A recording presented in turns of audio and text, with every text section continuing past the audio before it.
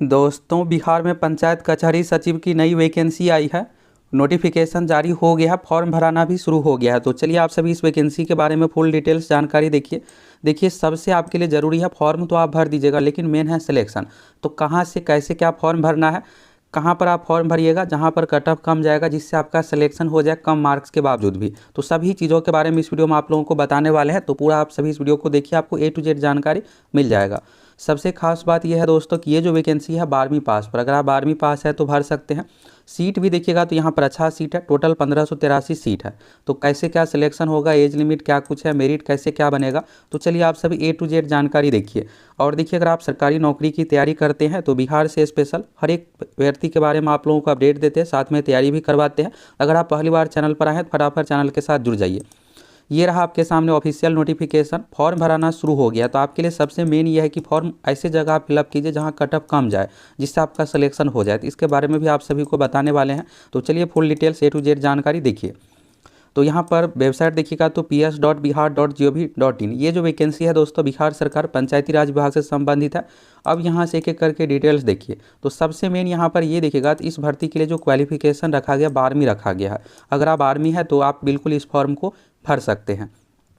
Age limit देखिएगा तो age limit में अच्छा खासा छूट दिया गया है। मैक्सिमम उम्र का जो कंडीशन है, जनरल कैटेगरी के लिए 37 साल है, जनरल कैटेगरी में महिलाओं के लिए है 40 साल, BC ABC कैटेगरी में पुरुष महिला दोनों के लिए है 40 साल, SC ST कैटेगरी में पुरुष महिला दोनों के लिए 42 साल। लेकिन यहाँ पर आपको और अभी देखिएगा तो लगभग 14 साल का छूट मिल जाएगा। लगभग आपको यहाँ पर जो छूट मिलने वाला है दोस्तों, अच्छा खासा छूट मिलने वाला है। 2006 से जो है एज लिमिट यहाँ पर काउंट किया जाएगा। यानी आप देखिएगा तो यहाँ पर लगभग आपको 19 साल का छूट मिलने जा रहा है, 18 से 19 साल का छूट मिलने जा रहा है। तो चलिए आगे एज लिमिट सभी चीज़ों के बारे में आप सभी देखिए, फिर आपको क्लियर हो जाएगा। तो यहाँ पर देखिएगा ये जो पोस्ट है, ग्राम कचहरी में दायर वादों के निष्पादन एवं अनुश्रवण हेतु ग्राम कचहरी सचिव के पोस्ट पर ये भर्ती निकाली गई है। कॉन्ट्रैक्ट बेसिस पर संविदा आधारित ये भर्ती है। अब चलिए यहाँ से पोस्ट नेम आप सभी देखिएगा। तो पोस्ट नेम जो इसमें रखा गया ग्राम कचहरी सचिव, जिलावार कुल रिक्तियों की संख्या जो है 1583 है, जो कि यहाँ पर सूची संलग्न है। अब इसमें देखिए सबसे मेन आपके लिए ये रहने वाला है दोस्तों कि जहाँ सीट हो वही जगह पर आपको फॉर्म भरना है। अगर आप ऐसे जगह भर दीजिएगा, पता चले कि आपका अच्छा मार्क्स है फिर भी सिलेक्शन नहीं होगा क्योंकि वहाँ पर सीट ही नहीं था। तो इस चीज़ को आपको ध्यान रखना है। तो चलिए आगे आप लोगों को हर एक डिटेल्स बताने वाले हैं।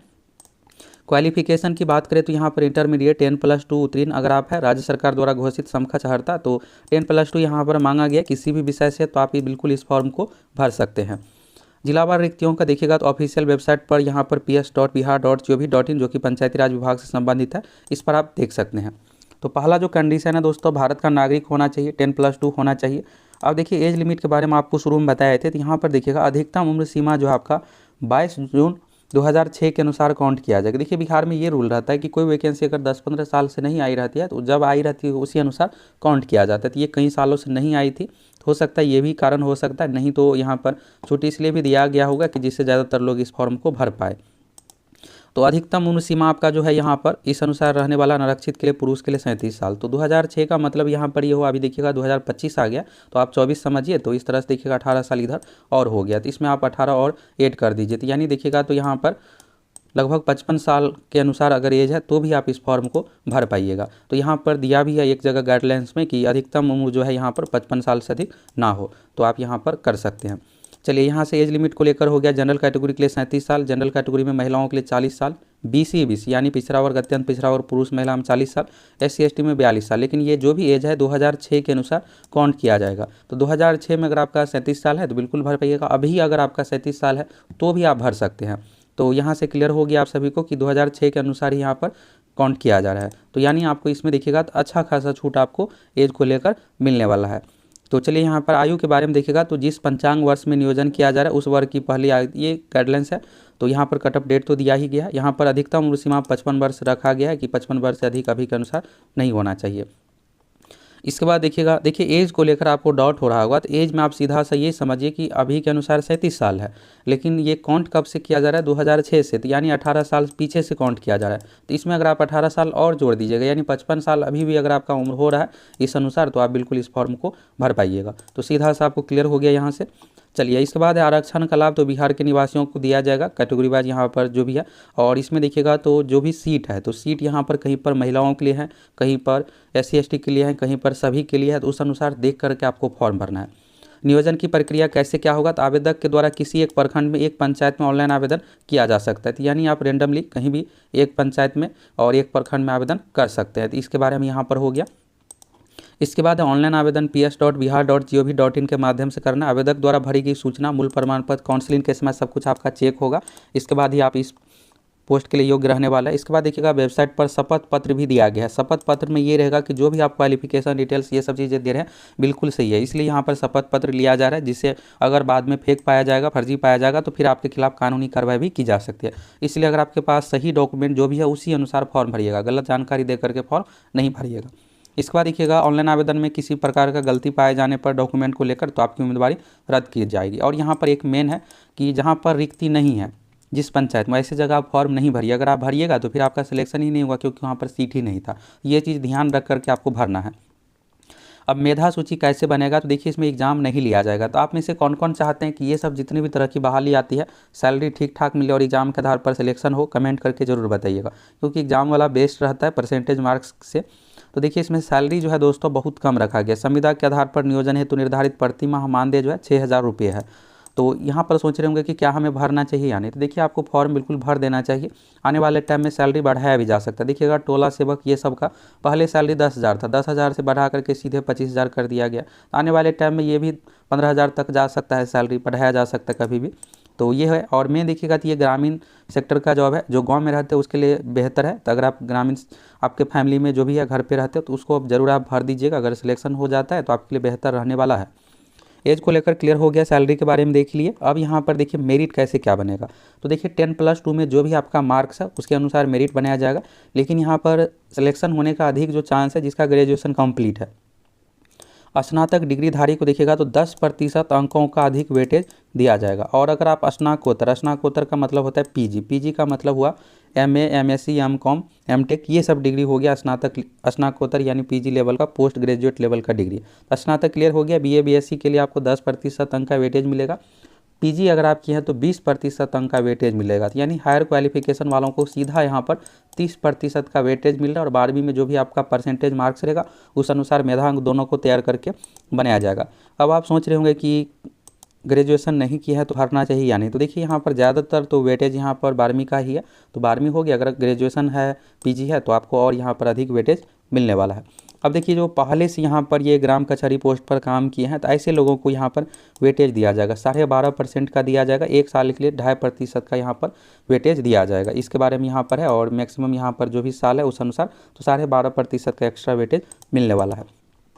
मेधा सूची में समान अंक रहने पर अधिक उम्र वालों को यहाँ पर वरीयता दी जाएगी। रिक्तियों की संख्या घट बढ़ सकती है और सूचना विभागीय वेबसाइट पर उपलब्ध होगी। इसके बाद देखिएगा यहाँ पर कैसे क्या होगा। तो देखिए ग्राम कचहरी स्तर पर निम्न रूप से गठित ग्राम कचहरी नियोजन समिति द्वारा ग्राम कचहरी सचिव का नियोजन किया जाएगा। तो देखिए यहाँ पर ये थोड़ा सा इसमें उतना बेहतर नहीं है। यहाँ पर ये चीज़ों को हटा करके डायरेक्ट मार्क्स वाला सिलेक्शन ये सब रहता तो बेहतर रहता। तो देखिए यहाँ पर ग्राम कचहरी सरपंच अध्यक्ष है, ग्राम कचहरी के उप सरपंच सदस्य है। तो इस तरह से यहाँ पर नामित पदाधिकारी की ओर से यहाँ पर नियोजन किया जाएगा। तो यहाँ पर ऐसा भी हो सकता है कि जो भी आप परसेंटेज मार्क्स जो भी फॉर्म भरे उस अनुसार सिलेक्शन होगा, बाकी इन लोगों की ओर से आपका ज्वाइनिंग करवाया जाएगा, नियोजन करवाया जाएगा।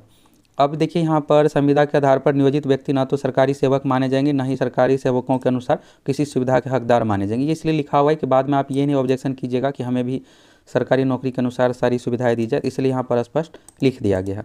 इसके बाद देखिएगा चयनित से पूर्व आपका मेडिकल होगा। तो ये सब नॉर्मल प्रक्रिया है, सभी सरकारी नौकरी या फिर जो भी भर्ती दी जाती है इसमें अपनाया जाता है। तो ये मेडिकल संबंधित हो गया।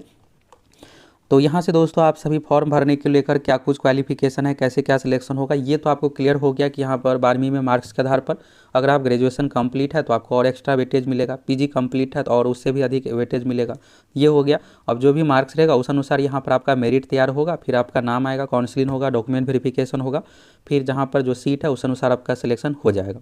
अब देखिए इसमें ध्यान देने वाली सबसे मेन बात ये है दोस्तों कि ये जो वैकेंसी है जिला वाइज है, पंचायत वाइज आपको फॉर्म फिलअप करना पड़ेगा। अब आपको ये जो लिस्ट है इसमें देखिएगा तो सभी 38 जिला का रोस्टर है। रोस्टर मतलब कहाँ पर कितना सीट है। सीट तो टोटल 1500, लेकिन किसी जिला में 100 भी हो सकता है, कहीं पर 50 भी हो सकता है, कहीं पर 20 भी। तो उस अनुसार आपको देखना है। अब देखिए ये ग्रामीण सेक्टर का जॉब है, तो ये नहीं कि आप पटना के रहने वाले और दरभंगा में फिलअप कर दीजिएगा, फिर सैलरी इतना कम है तो कैसे क्या होगा। तो आपके अपने नज़दीकी एरिया में ही फिलअप करना है, जिससे आपके लिए बेहतर रहे, गाँव से आप आ जा सके अगर सिलेक्शन हो भी जाए तो। अब देखिए यहाँ पर बांका जिला का हो गया, और यहाँ पर चलिए जैसे यहाँ पर बेगूसराय का है तो देखिए यहाँ पर बछवाड़ा ये जो है प्रखंड का नाम है। अब इसके बाद देखिएगा यहाँ पर तो ये ग्राम कचहरी का नाम है, एक तरह से पंचायत का नाम हो गया यहाँ पर, तो ये प्रखंड का नाम है। तो अपना प्रखंड का नाम यहाँ से देख लीजिएगा। इसके बाद देख लीजिएगा बछवाड़ा, तो यहाँ पर देखिएगा अनुसूचित जाति, तो यानी SC कैटेगरी के लिए अगर आप यहाँ पर आरक्षित सीट है या अनुसूचित जाति के लिए, तो अगर आप EBC से आते या फिर जनरल से आते तो फिर आपका सिलेक्शन ही नहीं होगा। तो ये चीज़ को आपको ध्यान रखना है। अब रुदौली में देखिएगा तो अनुसूचित जनजाति ST के लिए सीट है। इसके बाद देखिएगा यहाँ पर महिला अन्य, तो अन्य का मतलब है महिला पुरुष मेल फीमेल कोई भी इस फॉर्म को यहाँ पर सिलेक्शन हो सकता है। जहाँ पर महिला क्लियर लिखा हुआ है वहाँ पर सिर्फ और सिर्फ महिला का सिलेक्शन होगा। इसमें देखिएगा ज़्यादातर जगह पे जो है महिलाओं के लिए रिजर्व रखा गया है और कुछ जगह पर नॉर्मल ही है, तो यानी पुरुष महिला किसी का भी सिलेक्शन हो सकता है। जैसे यहाँ पर बरौनी है तो ये फेमस जगह है। इसके बाद देखिएगा यहाँ पर अलग अलग तरह का पंचायत जैसे पिपरा देवस है, ये गैर आरक्षित है, यानी ये किसी का भी यहाँ पर सिलेक्शन हो सकता है। जनरल EWS BC BC किसी भी कैटेगरी वालों का सिलेक्शन हो सकता है। अब एक और कंडीशन है महिला, तो यहाँ पर सिर्फ जो है फीमेल का ही सिलेक्शन होगा, किसी भी कैटेगरी से फीमेल रहेंगे सिर्फ और सिर्फ उसी का सिलेक्शन होगा। तो इस तरह से आपको अपना लिस्ट में मिला करके फिलअप करना है। आप जिस भी जगह से आते हैं यहाँ से देखिएगा अलग अलग तरह के जिला का यहाँ पर लिस्ट है। अब चलिए यहाँ पर ये वैशाली जिला का है, वैशाली यानी हाजीपुर, तो हाजीपुर में जैसे यहाँ पर 2-3 जगह का आपको क्लियर कर रहे हैं इसलिए कि जिससे आपको क्लियर हो जाए। अब देखिए यहाँ पर अनुसूचित जनजाति का है, तो कुछ जगह पर अत्यंत पिछड़ा वर्ग, जैसे यहाँ पर देखिए भगवानपुर है, तो ये भगवानपुर हो गया। यहाँ पर देखिएगा ये भगवानपुर यहाँ पर प्रखंड हो गया, और ये जो है हरिवंशपुर वन, तो ये पंचायत का नाम है। इसके बाद देखिए गैर आरक्षित, गैर आरक्षित का मतलब ये हुआ कि यहाँ पर किसी का भी यहाँ पर सिलेक्शन हो सकता है। लेकिन यहाँ पर देखिएगा तो एक और चीज़ है अत्यंत पिछड़ा वर्ग के लिए अनुमानित, अनुमान का मतलब है कि यहाँ पर इसको वरीयता दी जाएगी। इसके बाद देखिएगा यहाँ पर तो जैसे यहाँ पर अलग अलग तरह का है, बहुत सारे जिला का है, तो आपको अपना लिस्ट में मिला करके ही फिलअप करना है। कहीं भी फॉर रेंडमली फिलअप कर दीजिएगा फिर होगा क्या कि आपका सिलेक्शन होगा ही नहीं, वहाँ पर सीट खाली रहेगा तब तो। अब देखिए पश्चिमी चंपारण जिला का है, तो जैसे यहाँ पर प्रखंड का नाम देखिए क्या दिया हुआ है, बगहा दिया हुआ है। पंचायत का नाम है वाल्मीकि नगर। यहाँ पर अनुसूचित जाति है तो अनुसूचित जाति वालों का ही सिलेक्शन होगा। अगर आप जनरल वाले हैं फिलअप कीजिएगा, कितना भी मार्क्स रहे आपके लिए सीट ही नहीं है यहाँ पर, तो सिलेक्शन नहीं होगा। अब आप सोच रहे होंगे कि हम वाल्मीकि नगर के हैं तो फिर कहाँ फिलअप करें, तो बगल वाले में यहाँ पर आप फिलअप कर सकते हैं। यहाँ पर अनारक्षित के लिए यानी किसी का भी यहाँ पर सिलेक्शन हो सकता है।